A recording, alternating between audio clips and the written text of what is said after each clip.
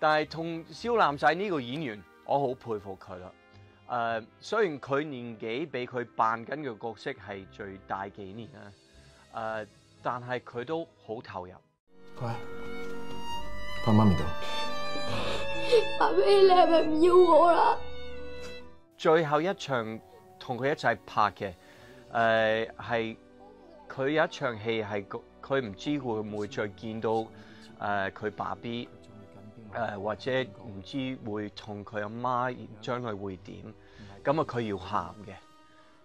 呢個動作好多演員係覺得好難做嘅，但係佢第一個 take 做得非常之好，好投入。